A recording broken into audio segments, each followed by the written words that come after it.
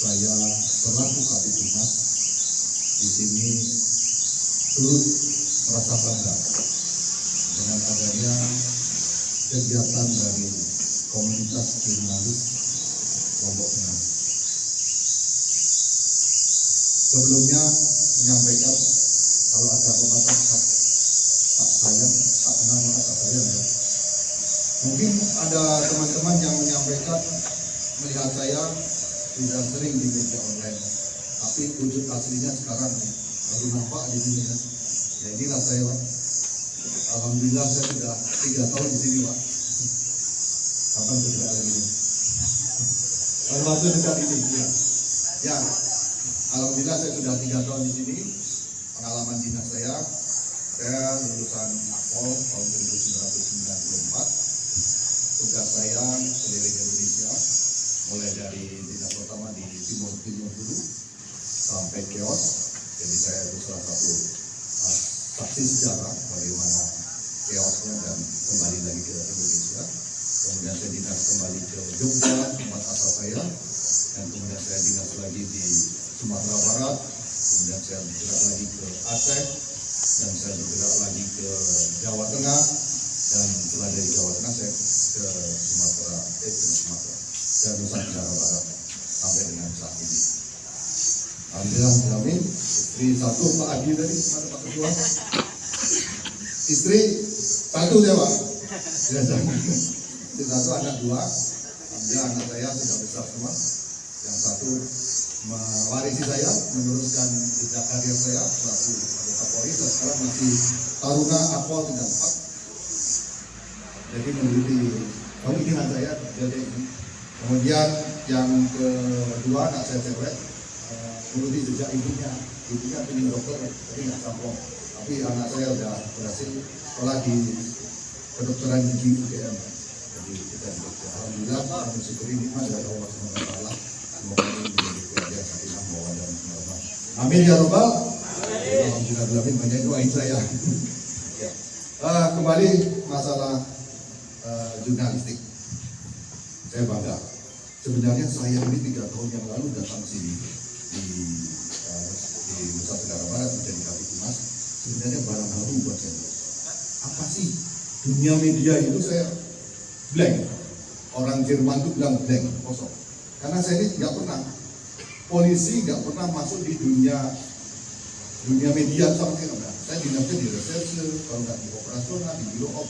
Atau langsung menjadi kepala bidang media humas, yang dimana kita harus mempelajari adat istiadat budaya di media, komunikasi dengan awak jurnalis, kemudian bagaimana undang-undang media, undang-undang pers, bagaimana aturan-aturan yang sebenarnya barang-barang buat saya. Tapi alhamdulillah selama 3 tahun saya cepat harus mempelajari dan cepat menyesuaikan dan harus cepat memahami bagaimana sih dunia media itu, bagaimana hubungan antara komunikasi antara pihak kepolisian dengan media. Alhamdulillah sudah saya dapatkan di sini cukup banyak. Dan kemarin saya kebetulan Kapoldanya Pak Iqbal itu kan Kapitumas, saya langsung masuk kawasan daerah dibuka. Jadi di dunia media kan beliau bapaknya umat Polri, saya langsung dikodok bagaimana cara berkomunikasi, bagaimana cara menciptakan berita yang bagus, bagaimana membangun opini publik, bagaimana kita meluruskan lagi berita yang hoax dan sebagainya. Ini sudah strategi apa yang dilakukan.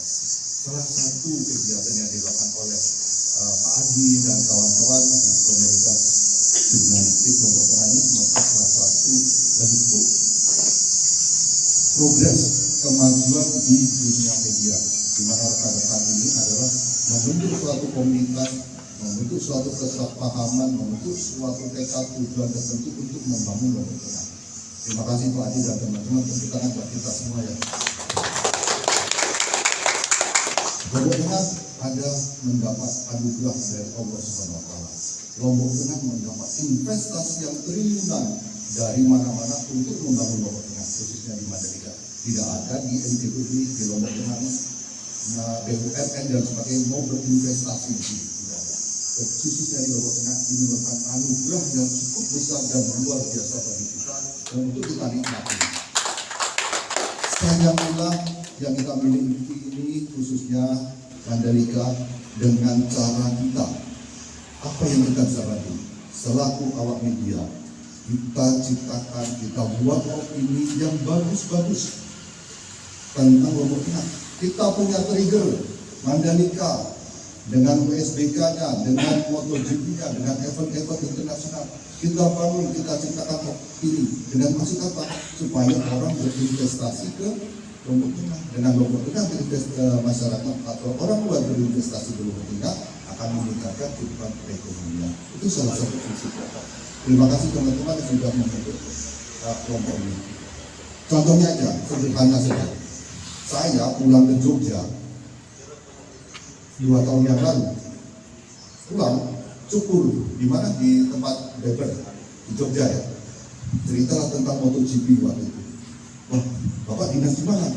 Saya dinas di Lombok, Kabid Humas.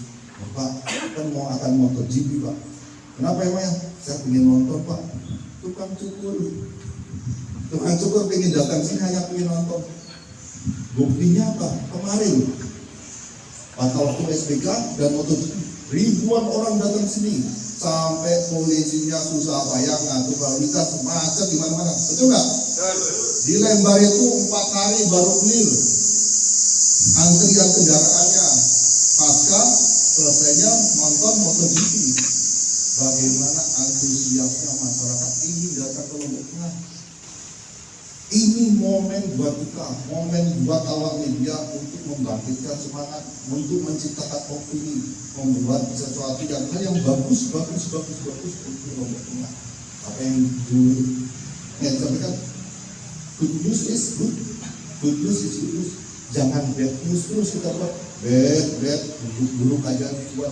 Nanti seakan-akan kita jadi jelek. Kuncinya adalah teman-teman sekalian, orang akan melihat Lombok Tengah dari mana? Dari media. Orang akan melihat Lombok Tengah, bukanya di mana? Media sosial. Orang akan mencari berita tentang Lombok Tengah dari mana? Media mainstream, TV, radio. Teman-teman sekalian adalah perpanjangan tangan dari pemerintah, perpanjangan tangan dari masyarakat Lombok Tengah untuk menyampaikan berita yang bagus-bagus dan berita yang luar biasa tentang Lombok Tengah. Salah satu contoh lagi, ada cerita. Saya orang Jogja. Daerah istimewa Yogyakarta ada 5 kabupaten. Salah satu kabupatennya ada Kabupaten Gunung Kidul. Yang pernah ke Gunung Kidul siapa? Tidak ada ya. Gunung Kidul itu daerahnya dulu ya, gersang. Jagung aja nggak mau tumbuh. Bayangkan ya, jagung aja nggak mau tumbuh. Maksudnya gunung itu konstruk demografi itu gunung tapi di pinggir pantai, dan itu adalah dataran dari laut jutaan tahun yang lalu naik menjadi dataran, jadi daratan, sehingga tanahnya itu bentuknya adalah kapur. Kapur itu tidak ada tanaman yang hidup kecuali tanaman keras. Jagung aja nggak mau ogah tumbuh. Akhirnya masyarakatnya itu berjuang bagaimana untuk supaya daerahnya subur. Ada wisata gua camping, masyarakatnya melalui masyarakat setempat membangun tanah-tanah, diambil tanah dari luar, ditumpuklah di halamannya, jadikan tanaman halaman rumah. Kemudian pantai-pantai, pantai yang di sini, pantai Gunung Kidul kalah di sini. Coba ke sedikit aja di Dermaga Segiti, lihat bawah itu ikan di bawah. Kalau di Gunung Kidul, di pantai selatan, baru jalan ke pantai sudah dimakan urat 3 meter. Di sini pantainya luar biasa, apalagi di wilayah Lombok Tengah ini pantainya gede-gede, luar biasa bagus. Masyarakatnya sudah mulai tahu diri melek bagaimana membangun, melestarikan budaya dan melestarikan alam untuk wisata. Salah satu peran media di sana adalah selalu mempromosikan tentang keanekaragaman budaya yang luar biasa tentang Gunung Kidul. Di sini teman-teman jurnalis, tolong mainkan perannya untuk memberikan good news tentang Lombok Tengah.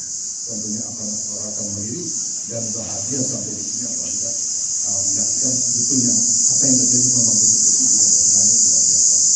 Terima kasih teman-teman sekalian. Sedikit saya hanya memberikan ilustrasi, tapi sedikit ini memberikan suatu masukan, bukan berarti menjuri. Saya hanya belajar aja dan memberikan informasi pengalaman saya bahwa media tulisan jurnalistik ini menjadi sebagai acuan dari manapun untuk melihat suatu daerah atau lokasi. Demikian, bila taufik wal hidayah. Wassalamualaikum warahmatullahi wabarakatuh.